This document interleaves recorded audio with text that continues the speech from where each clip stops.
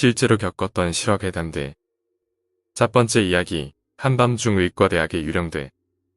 2008년에 대학원 학위 과정 중에 서울대학교 의과대학 연구실 건물에서 겪은 일입니다. 저는 의학 관련 연구실에서 근무를 했었는데 저희 실험실이 2008년에 다른 실험실과는 떨어진 옆 건물로 옮기면서 이상한 경험이 시작되었습니다. 새로 옮긴 건물은 총 3층 건물로 가운데 로비로 들어가면 계단과 엘리베이터가 있고 1층 왼쪽으로는 법의학 교실, 계단 옆으로는 여자 화장실, 왼쪽으로는 시체 냉동고실이 있었습니다. 2층이 저희 실험실이 이사한 곳이었고 3층은 해부학 실습실이었습니다. 제 실험은 새벽까지 해야 하는 실험이 많아서 새벽까지 홀로 연구실에 남아있어야 하는 경우가 많았습니다. 사람들이 다 퇴근한 늦은 저녁 시간이 되면 창문이 모두 닫혀 있는데도 불구하고 연구실 건너편에서 기익하는 의자 돌리는 소리가 나곤 했습니다. 소리가 나는 곳으로 가보면 조용해지고 다시 제자리로 돌아오면 다시 의자 돌리는 소리가 나곤 했었습니다. 또한 아무도 없는 새벽 3시쯤이면 가끔 위층에서 책걸상 끄는 소리가 들리고 발소리가 들리곤 했습니다. 하지만 위층은 해부학 실습실이라 새벽에 실습을 하지도 않을 뿐더러 대부분은 자물쇠로 잠겨 있습니다. 2층에도 화장실이 있어서 화장실을 갈 때면 3층 복도의 계단에서 누가 내려오는 발소리를 듣곤 했고 출입증이 있어야지만 들어올 수 있는 연구실 내부에서도 제가 자리에 있으면 복도를 거니는 발자국 소리를 듣곤 했습니다. 제가 환청을 듣거나 예민한 편이 아니냐고 하신다면 전 전혀 아니라고 말할 수 있습니다만 유독 실험실이 그 건물로 옮긴 후부터 계속 그런 일이 발생했고 제가 친구와 함께 있거나 다른 사람과 있을 때는 그런 소리가 들리지 않았습니다. 사실 제가 귀신의 존재를 믿게 된 가장 커다란 경험은 지금부터 말씀드릴 일입니다. 너무 무서웠던 경험이라 지금도 생생합니다. 사람들은 평소처럼 모두 퇴근하고 그날은 저도 9시 반쯤 퇴근했습니다. 이미 밖은 어두컴컴했지만 실험이 일찍 끝났다며 신나게 퇴근 준비를 하고 기숙사를 향해 건물을 나서는데 문득 화장실을 들렀다가 가야겠다는 마음에 1층 화장실을 가게 되었습니다. 1층은 휑한 로비가 있기는 하지만 왼편으로는 법의학 교실이라는 팻말과 거의 잠겨있는 문, 오른편으로는 해부학 실습용 시체 냉장고가 있는 공간이 있지만 로비 쪽으로는 그냥 막혀있는 벽으로 보여서 거의 1층에는 꽤 넓은 여자 화장실이 전부입니다. 이 여자 화장실은 다른 화장실에 비해서 이상하게 천장이 높고 들어가서 오른쪽 벽이 시체 냉장고와 맞닿아 있다는 얘기를 들은 적이 있어서 평소에는 환한 대낮이 아니고서야 왠지 무서운 기분이 들어서 잘 사용하지 않는 화장실이었습니다. 그날따라 집에 빨리 가고 싶어서 아무 생각 없이 1층 화장실을 간 것이 화근이었습니다.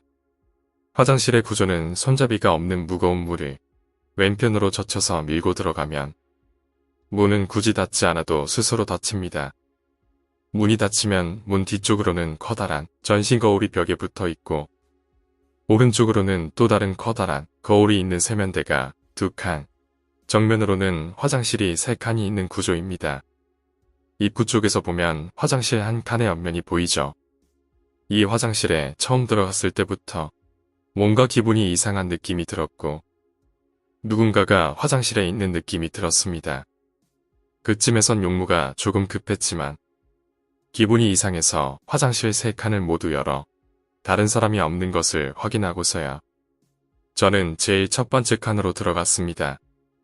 화장실 문은 제가 들어올 때 닫혔고 그 이후로 문이 열리는 소리나 닫히는 소리는 듣지 못했습니다. 문소리가 워낙 커서 제가 못 들을 수도 없습니다. 그런데 제가 볼일을 보고 있는데 바로 옆 칸에서 뭔가 신경질적으로 휴지를 푸는 소리가 들리는 겁니다. 저는 사람이 없는 걸 확인하고 들어왔기에 기겁을 했지만 제가 잘못 들었겠지 생각하며 의연한 척 볼일을 마치고 나가서 다시 옆 칸을 확인했지요. 역시나 아무도 없었습니다. 아무리 이상해도 손은 씻고 가야 했기에 세면대로 재빨리 향했습니다. 구부정하게 앞으로 숙이고서 손을 씻고 있는데 누군가가 제가 메고 있던 백팩을 힘껏 뒤로 당긴 듯이 갑자기 제 상체가 뒤로 젖혀졌습니다. 그 힘이 어찌나 강하던지 씻던 손이 튕겨져 나온 것도 물론이거니와 한 발 물러서지기까지 했습니다.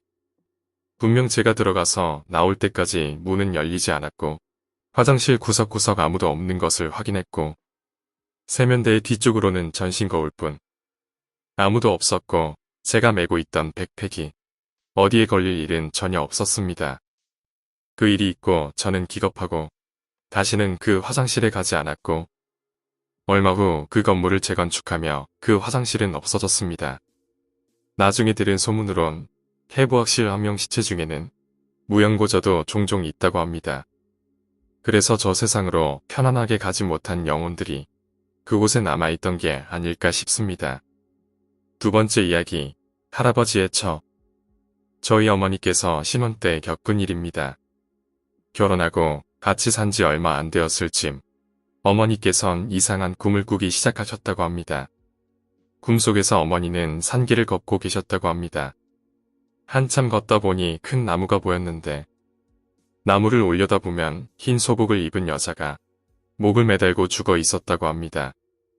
그 여자가 목 매달다고 있는 모습이 끔찍하고 무섭기도 했지만 한편으론 측은한 마음이 들었다고 하네요.